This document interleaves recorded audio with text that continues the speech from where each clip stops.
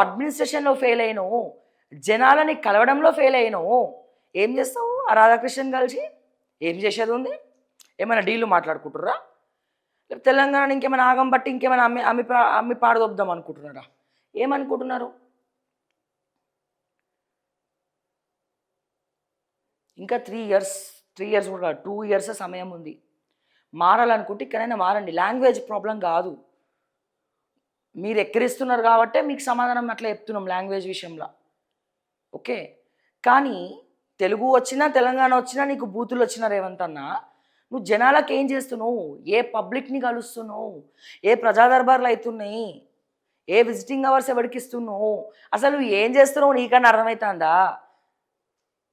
ఇది మేము అడగాలనుకుంటున్నాం. బరాబర్ అడుగుతాం.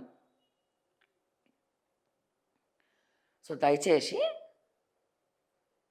ప్రజల మధ్యలో ఎట్లుండాలి? ఎట్లా సరిదిద్దుకోవాలి? నీ బట్టి నువ్వేం స్కాములు చేస్తున్నావు? నీ రోహిన్ రెడ్డి ఏం పైసలు మెక్కుతున్నాడు? నీ ఫహీమ్ ఖురేషి ఏం పైసలు మెక్కుతున్నాడు? నీ వేం నరేందర్ రెడ్డి ఏం పైసలు మెక్కుతున్నాడు? ఈ ఉత్తమ్ కుమార్ రెడ్డి ఏం పైసలు మెక్కుతున్నాడు? ఈ బట్టి విక్రమార్క ఏం పైసలు మెక్కుతున్నాడు? నీతో సహా వీళ్ళ బండారాలు బయటపెట్టి ఇప్పటికైనా నీ నీ క్యాబినెట్ని ప్రక్షాళన చెయ్యి. ఆయన ఎవరో మంత్రి అమ్మాయిలు కనబడితే సిగ్గు లేకుండా కుక్కలక ఊపుకుంటూ పోతుండట. నీ మంత్రుల్ని అదుపులో పెట్టుకో. ఓకే. ఎవరు పడితే వాళ్ళు ఎట్లా పడితే వాళ్ళు వస్తాం కదా, పదవి ఉంది కదా అంటే వేరేలాగా ఉంటుంది కథ. ఏ రాష్ట్రంలో నడుస్తుందేమో, తెలంగాణలో ఆత్మాభిమానం ఎక్కువ, ఆడవాళ్ళకి ఆత్మాభిమానం ఎక్కువ.